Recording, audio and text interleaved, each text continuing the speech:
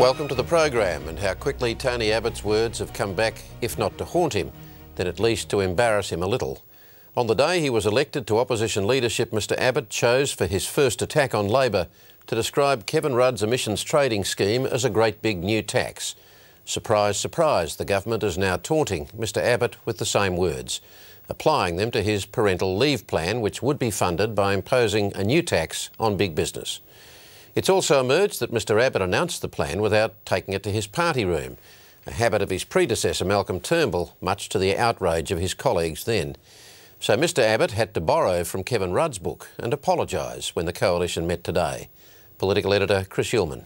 You can't say about Tony, he doesn't holiday pay, retirement. Tony Abbott told his party room today that sometimes it's better to seek forgiveness than permission. Did Tony Abbott run this policy past the coalition party room before he announced it? Tony announced a policy position yesterday, or a policy scheme he was putting forward yesterday, and will be debated today in the joint party room.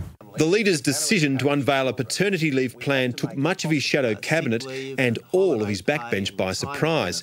That created confusion in his own ranks. Are you disappointed the party room wasn't consulted before he announced his policy? The shadow cabinet was consulted extensively. No, it wasn't. Only some views were sought.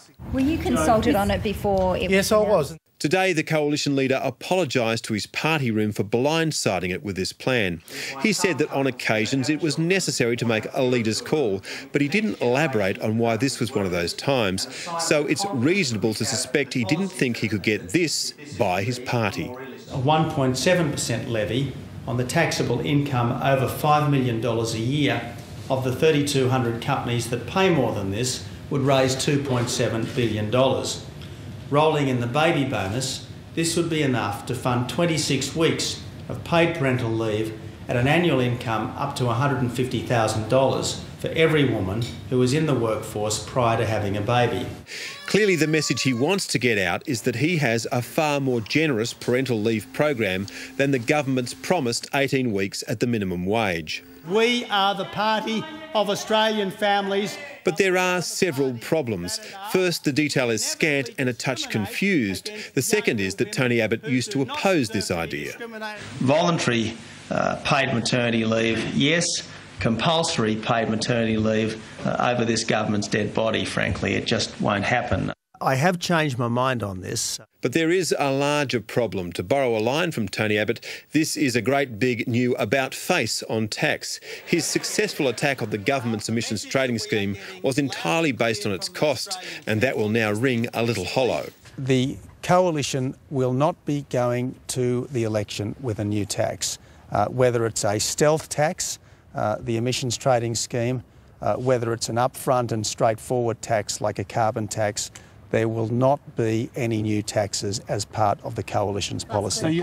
And that change of direction can't be disguised, no matter how hard some might try. Well, we don't call it tax, we're calling it an investment in human capital. Tony Abbott's tax to the max strategy hits business and jobs in order to hand out money to high-income earners. In what must be a first, big business hates this Liberal idea and the Greens love it.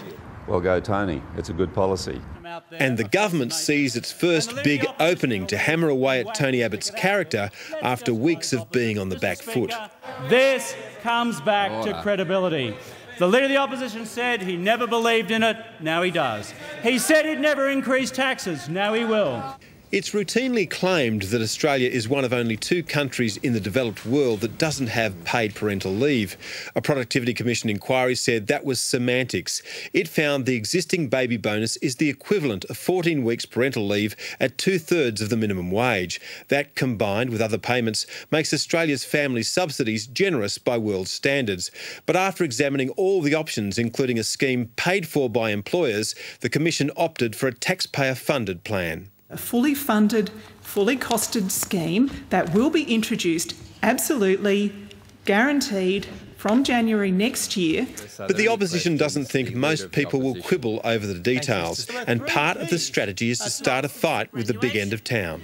As the Prime Minister has refused to commit to a real paid parental leave scheme for Australia, can he explain why he's supporting big business over working families? But some of those who have to pay the tax might not be so big. Mark Damon runs an engineering firm that employs 200 people. It just seems a bit too much to take for business. It's just seems like we're paying for someone's electoral promises. The Prime Minister attacked the plan for its lack of consultation and the lack of financial detail. There was fun and games in the joint party room today as people scratched their head and said, where did this policy come from? What happened within the, shall we say, the economic leadership of those opposite in deciding whether the approach they put forward was financially sustainable? It didn't happen, Mr Speaker, because once again this was policy making on the run. There's more than a little irony in that critique, because both of those charges are being levelled against Kevin Rudd's health plan by the states. All want more detail on how the financing will work. There are some big issues at play here, things like the Henry tax review, how a hypothecation of 30% of our GST to healthcare, how does that fit in with a broader review of tax? And the Victorian Premier says he's still wedded to cooperative federalism, but he's raised questions about the Prime Minister's commitment. It has always been my view, and it's always been my view that I thought that's what the Prime Minister was also committed to. I think we've seen some movement away from that philosophy, and I think that's unfortunate. On one issue, there's no splitting the major parties. They're delighted about the arrival of the Indonesian president, Who will become the first Indonesian head of state to address a joint sitting of the Australian Parliament. There are few countries which are as important to Australia as Indonesia. And there are few where the relationship is more complex or where the strains have been more evident over the last year.